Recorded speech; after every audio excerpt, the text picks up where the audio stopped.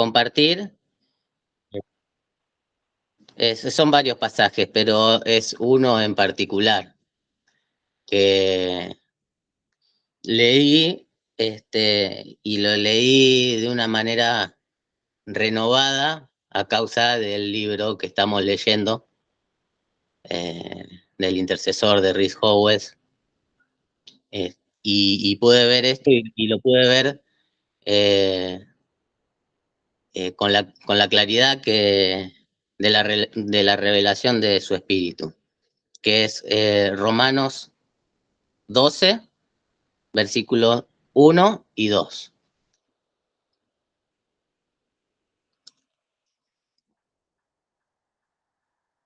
Cuando están, si quieren, los leo.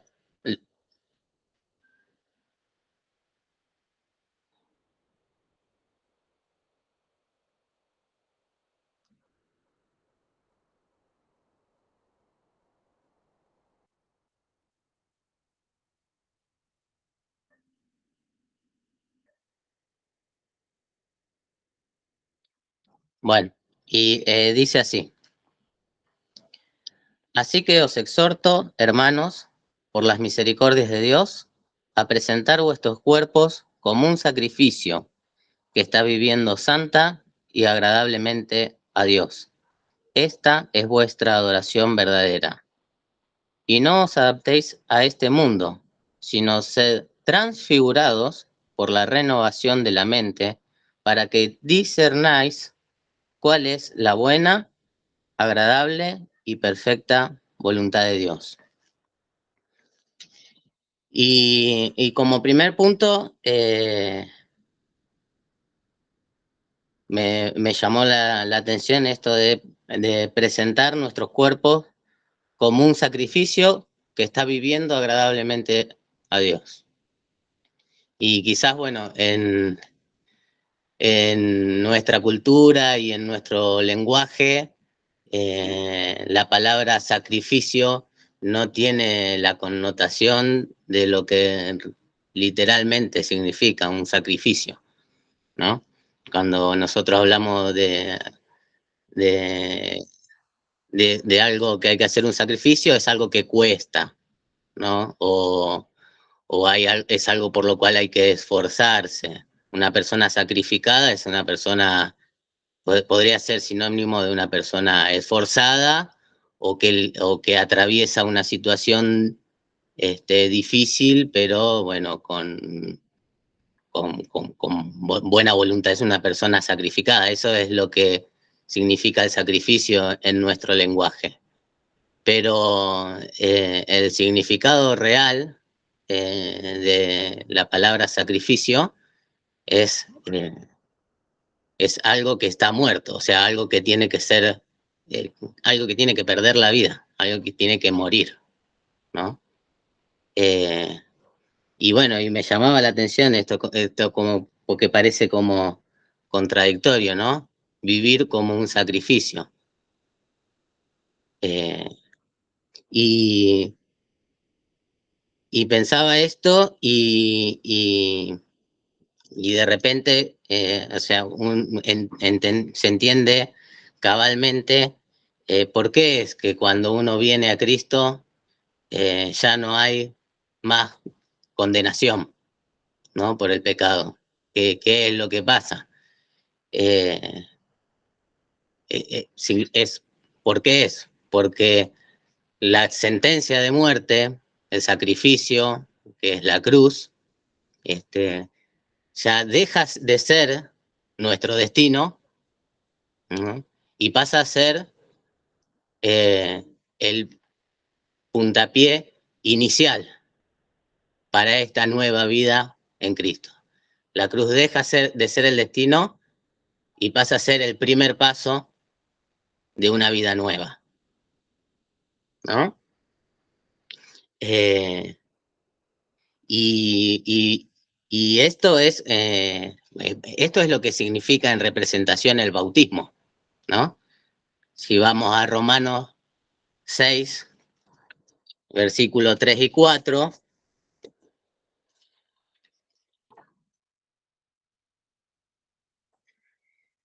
dice: ¿O ignoráis que todos los que fuimos bautizados en Cristo Jesús, fuimos bautizados en su muerte?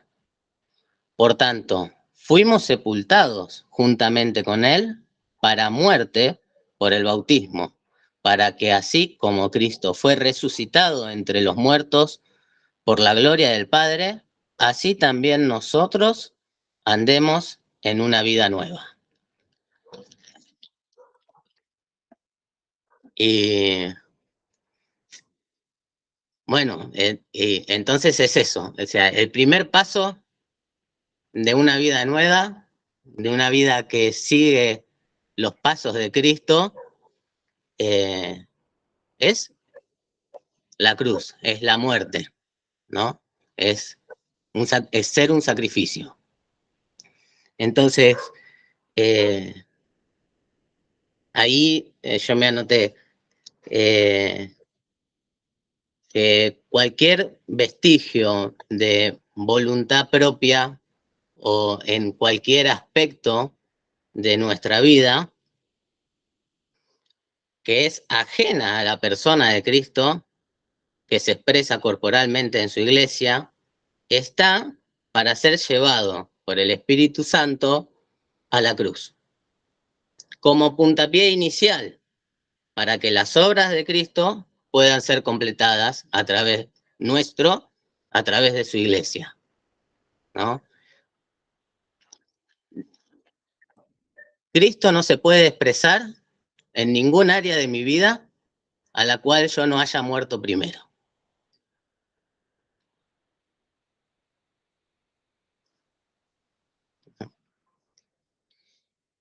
Y eso me hizo pensar en lo que dice Efesios, en el capítulo 2.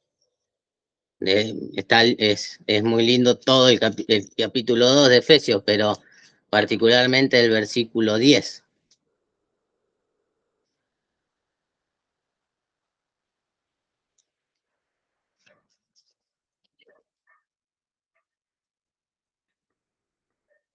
Que dice, porque somos hechura suya, creados en Cristo Jesús, para obras buenas, las cuales Dios predestinó de antemano para que anduviéramos en ellas.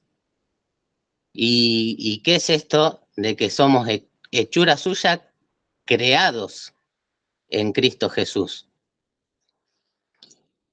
Y ahí vamos a la segunda parte del versículo, de los dos versículos que les compartí de Romanos 12, que dice que no nos adaptemos a este mundo, sino que seamos transfigurados por la renovación de la mente para que discernáis cuál es la buena, agradable y perfecta voluntad de Dios.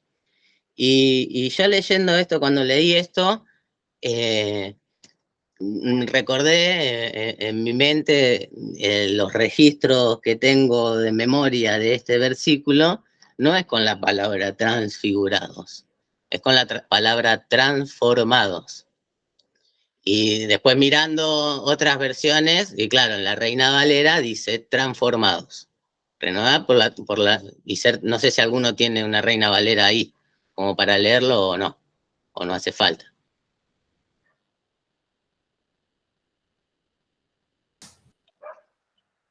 Acá la Rebe tiene. Ah, bueno. Sería el versículo, no, está bien, sería el versículo 2 de Romanos 12.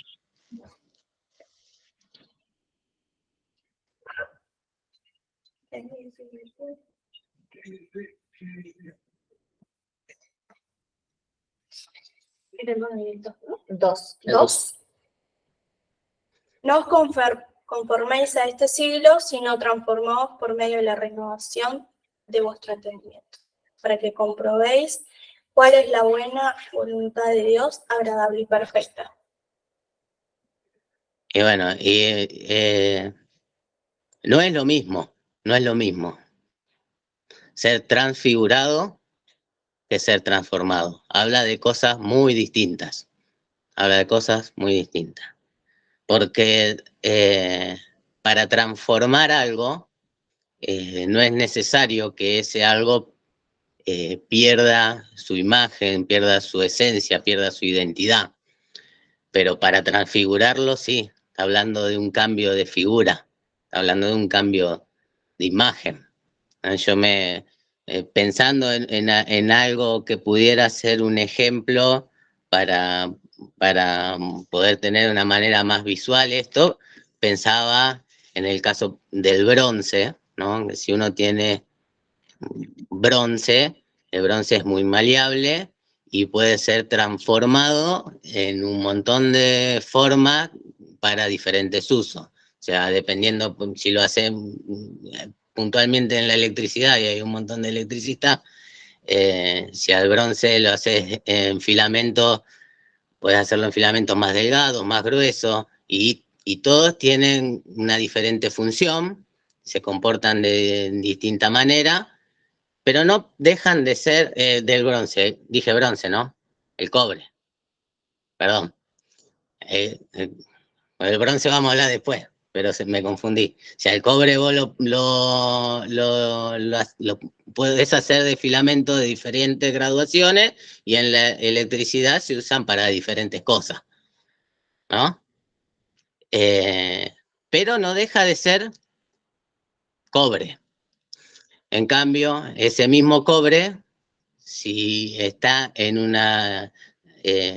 si pasa por un proceso de una aleación con estaño, se convierte en bronce, que es algo totalmente distinto al cobre.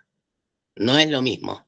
Entonces, eso quería, se me ocurría un ejemplo como para diferenciar estas dos cosas. No es transformación, es transfiguración, ¿no? Que es un poco lo que dice antes en Romanos 8:29. Ahí lo dice mucho más claro.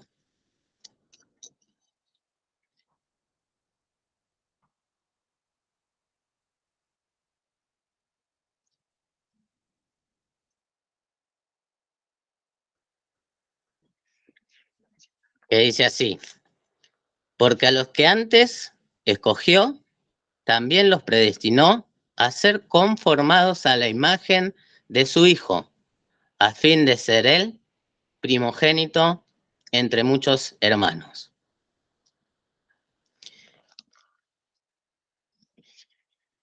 Y bueno, de esto se trata. Y el Señor me confrontó con una frase que yo escuché muchas veces, e inclusive utilicé yo para conducirme en diferentes momentos y aspectos de mi vida, ¿no? Que es pensar qué haría Jesús en mi lugar. Y esto es falso de toda falsedad, está mal pensar así. De esa frase, lo único verdadero es la palabra Jesús. ¿Qué haría en mi lugar? Está mal, porque mi lugar, o sea, el lugar de mi vieja naturaleza, de mí, es la cruz. Es la cruz. Es ser un sacrificio que vive una vida nueva. Y esa vida nueva es la vida de Cristo, ¿no? Y esto significa el bautismo, ¿no? No sé si al final Gaby se bautizó hoy o no. Papi me había contado que se había bautizado, que estaban los planes bautizarse. Ahí está, ¿no? ¿Qué es lo que respondas? No, todavía no, porque están crecidas las aguas. Está bien. Bueno, quizás estaba bueno poder ver esto y agarrarlo y tomarlo, como decía mamá ayer en la charla,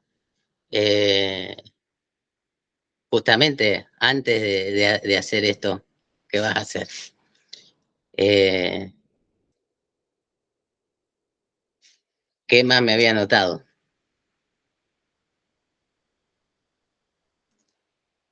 Bueno, y todo esto, o sea, esto que es que la cruz sea el puntapié inicial, y no el destino, si no lo vivimos, ¿no? En cada uno de los aspectos de nuestra vida, no vamos a poder comprobar lo siguiente, ¿no? Que es, como leía recién Rebe, ser partícipe y comprobar lo buena, agradable y perfecta que es la voluntad de Dios.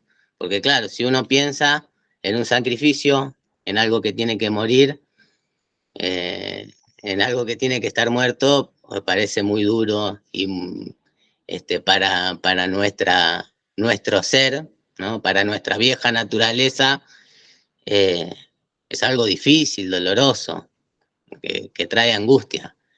Pero les animo, ¿no? Y nos animo a poder ver eso que está después, ¿no? Porque para poder comprobarlo, tengo que estar muerto, ¿no? Cada uno sabe y el Espíritu trata con nosotros y nos va mostrando las cosas a las cuales tenemos que ir muriendo y las cosas que todavía nos faltan entregar. Pero es necesario que las entreguemos para que la vida de Cristo se exprese en nuestra vida. Si no, eso va a quedar ahí.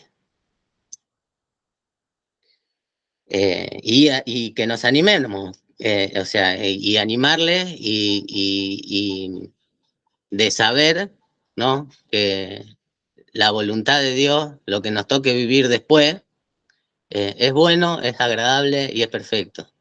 Y algo que tiene esas cualidades, no se me ocurre qué más agregarle. Algo que es bueno, que es agradable, que es perfecto. O sea, es algo maravilloso. ¿Qué más se le puede agregar a eso? Así que bueno, eso era lo que tenía para compartirles hoy. Cortito, no sé ni cuánto duró, pero básicamente era eso. Yo quiero decir algo, Samuel, Sí, que vos dijiste ayer cuando estábamos los dos reunidos, vos expresaste, dijiste una frase que a mí me quedó, estaba esperando que la dijeras, pero no dijiste, capaz que para Adán, la cruz es el final claro, sí. de llegada. No hay otro destino para Adán. Pero para el Hijo es el punto de partida hacia lo maravilloso, como vos decías, ¿no? Y lo glorioso. Entonces yo me quedé con eso, meditando estas horas, desde ayer hasta ahora, y me daba cuenta que si para mí la mirada es puesta en lo que me cuesta, los que sufro, lo que el padecimiento del sacrificio que tengo que hacer, es porque estoy teniendo una mirada desde Adán. Exacto. Porque Pablo dice en Romanos, no lo vimos ayer, pero un poquito antes, en el mismo capítulo 8, dice que los sufrimientos de este tiempo no son comparables con lo que viene.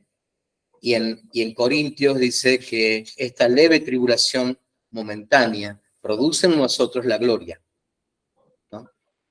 Entonces, cuando nosotros tenemos la mirada, como Jesús dice, como la Escritura dice, de que Él sufrió la cruz por el gozo puesto delante de Él, es cuando podemos atravesar lo que tengamos que atravesar.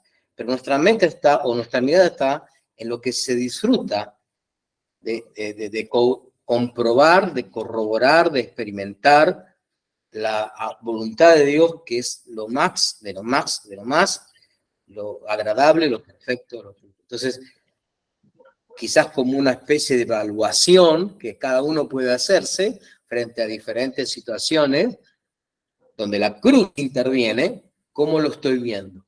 Con una mirada de Adán, que es simplemente mirada de lo sufriente que es y lo que cuesta, o la mirada del Hijo, que es el punto de partida hacia lo disfrutable. Quiero ponerlo así, disfrutable, porque ayer hablábamos también, ¿no?, del espíritu religioso que nos llena la cabeza, o llena la cabeza de los adanes que están dentro nuestro, de que siempre la voluntad de Dios es lo que más cuesta, es lo que menos nos gusta, es todo lo contrario a lo que me da placer, eso es la voluntad de Dios. Y no es tan así, para nada, para nada.